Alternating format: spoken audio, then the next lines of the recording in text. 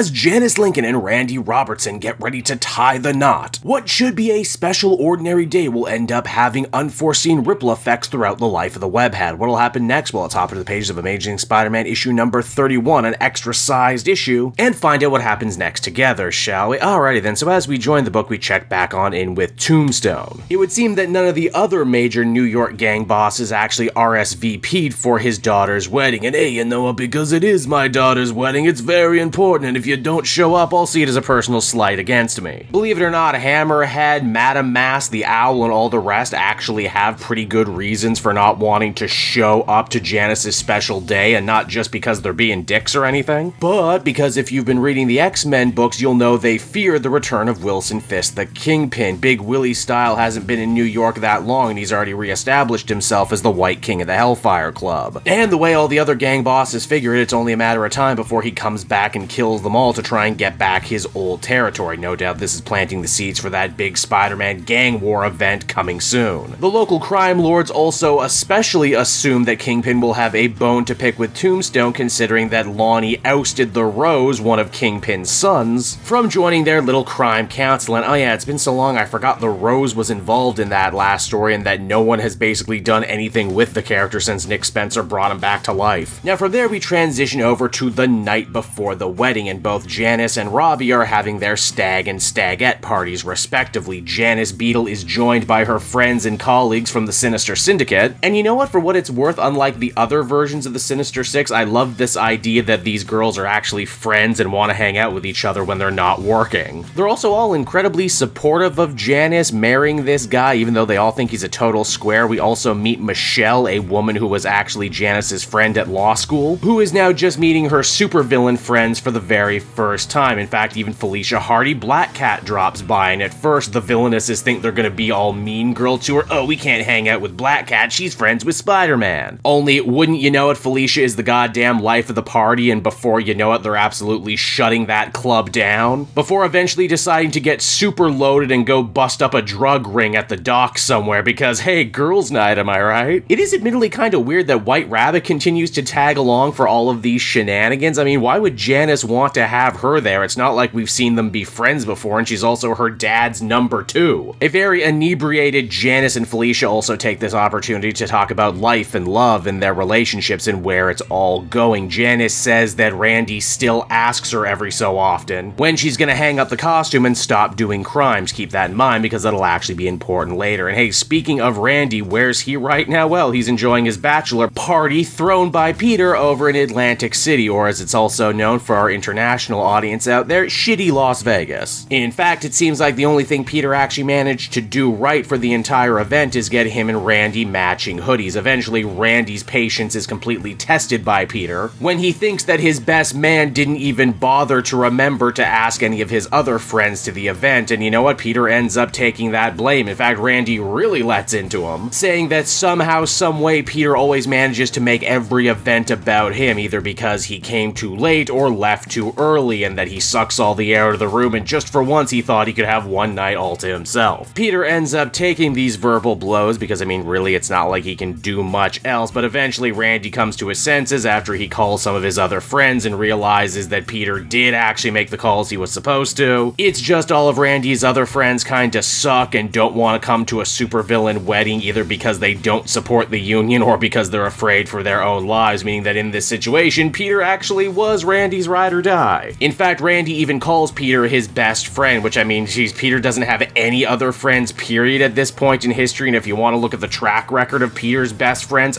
go ask Harry Osborn and Flash. I kid mostly, this exchange was actually fairly decent when we break it down. It's nice to know that Peter was willing to take the heat for Randy's other friends, and also it's just nice to see Peter have a personal life outside of being Spider-Man, because we basically just don't get it anymore. Now, Peter and Felicia actually end their nights around the same time, and the two end up having a meeting outside on the stoop. Felicia actually wants to break up with Peter. Why? For basically every reason I've been saying since they got together. That this relationship is fun, but ultimately just a rebound, that Peter won't ever stop talking about Mary Jane because he's so clearly not over her. That they're both adults and that they should be looking for real relationships and not projects. Again, all makes perfect narrative sense for once, but I'm just sitting here asking myself, what the hell was the point of even putting them together for such a short amount of time if you A, weren't going to to do anything with it, and B, break them up so quickly. I mean, probably just to get under the skin of shippers, so people will end up talking about this book and sharing certain panels, because that's basically all the Spider-Man series has going for it these days, but I digress. With Felicia ending their relationship, Peter ends up taking Aunt May to the wedding in her place. This actually leads to a very funny scene wherein Peter, as the best man, acts as usher and has to sit all of his mob boss enemies at the wedding. Hammerhead also does that classic Italian mafioso thing where he just starts handing out $100 bills and tells Peter that this should probably cover his cheap rented suit. Randy and his dad Robbie actually get a nice little aside here too, talking about what a big step this is and how he's nervous, but that he shouldn't be because his father loves him and trusts his heart. And let's face it, hey, if these two end up getting married, I guess that means Tombstone will have to stop his feud with Robbie. So that's certainly a plus. Tombstone also gets a nice moment with his daughter Janice as he walks her down the aisle saying, if you want out of this now, I can just start swinging. And then he does hand her off to Randy and says, hey, your problem now. And it's all very nice and very sweet and very well intentioned, but of course, because this is a superhero related wedding, there has to be an assassination attempt. As a motorcycle driving, shotgun wielding assassin who may or may not be the minor Marvel villain known as Shotgun makes the scene and starts laying into Tombstone. Obviously, Lonnie's not afraid because as far as he knew, he was bulletproof. But it seems whatever this assassin brought, it's enough to actually pierce Tombstone's tough exterior and make him bleed. Spider-Man swoops on in to save the day, and I'll admit he actually ends up getting some pretty funny quips in this issue. It's been a while since Spider-Man actually made me laugh. The gang lords also take this opportunity to run away and escape with the rest of the crowd. Madam Mask assumes that this all must be Hammerhead's doing because he's the only one dumb enough and stubborn enough to make a power play like this, though it turns out for once Hammerhead wasn't involved, though he does use the chaos of this assassination attempt to kill Madam Mask with a car bomb. The issue actually ends on something of a sad note as Randy and Janice never actually got to say their vows. She ends up leaving in the ambulance with her dad while Randy ends up leaving with his father, while Peter actively vows to protect his friend from Tombstone's world and the wrath of the gang lords. But wait, we're not done yet. This is an extra length special issue. We got a ton of backup stories, and even though I'm not going to cover them all, I am going to try and cover the most important ones. Starting off, we have the long-awaited, and by long-awaited I mean like a month reunion of Spider-Man and Miss Marvel. Peter has to actually tell Kamala everything that happened surrounding her death because due to the mutant resurrection protocol, she doesn't remember herself. Essentially, this story seems to exist for the sole purpose of Peter unburdening himself over the guilt of Kamala's death. Jeez, that didn't last very long, did it? Kamala also holds no ill will because if she did, geez, that might actually be dramatic. She's just totally stoked to be alive, stoked to have helped Spider-Man. So really, her whole death ended up meaning nothing except for getting her on the X-Men team. Oh, and Spider-Man decides because he knows her secret identity, he should probably unmask to her. Cool, I guess. I mean, still, this story was just so unnecessary from start to end. If they wanted to make Kamala an X-Men, there had to be a better way to do it. We get a Doc Ock story. Apparently, he's hard at work trying to crack some sort of formula, one that he believes he can only crack by once again becoming the superior Spider-Man. Want to know more about that? Be sure to read that Dan Slott book when it starts up again. Perhaps one of the bigger things to come out of this story is actually Mary Jane. We check on in with her and Paul. They are both understandably incredibly depressed and going to therapy after losing their children that they raised for 4 years. It's actually Black Cat of all people who comes to Mary Jane offering her a brand new costume and a brand new mission. Become a hero using her brand new luck-based powers, and just kind of hope that helping people will help alleviate her own sadness. I mean, hey, everyone else in the Marvel Universe is doing it, so why not you? And thus, Jackpot is born. Her new costume makes her look like a casino croupier, which is so on the nose that I think I just turned cross-eyed from looking at it. Also, someone kidnapped Spider-Woman's baby too. Geez, Spider-Man in 2023 really is quite cruel to women and children, am I right? But perhaps the most unexpected story in this group of backups actually involves the Goblin Queen and Craven the Hunter. Apparently they fought each other before eventually deciding to bone one another. I mean, I guess it makes a weird kind of sense because Kafka and this version of Craven are both clones, so maybe they have more in common than you think. Needless to say, they're gonna team up and fight Spider-Man in the next issue. And so that was Amazing Spider-Man issue number 31, everyone, and overall it was fine, I guess. It was okay. There was nothing horribly egregious like Dark Web or that missing 4 years, but it also wasn't nearly as interesting as the whole Dr. Octopus Arms story that preceded it. Don't get me wrong, there's definitely compelling stuff here that happens. There's good character work with Janice and Robbie and Felicia. It's just the book is called Spider-Man, and Spider-Man is once again a Batman background player in his own life. Like, no joke, you could excise him from this whole collection and very little would actually have ended up changing. I will say I am one of those people who was really invested in the Janice-Robbie romance. I have been since the old Nick Spencer Superior Foes, and I'm glad to see they actually kept them around. Likewise, I'm a sucker for a good old-fashioned gang war storyline, and even though I know we probably don't need more Spider-Man events, we're definitely going to be getting one, so better strap in for that. Overall, I would give this one a 6.5 out of 10. It wasn't exactly spectacular, but we've seen this book be so much worse, so being just fine, as always, is an improvement.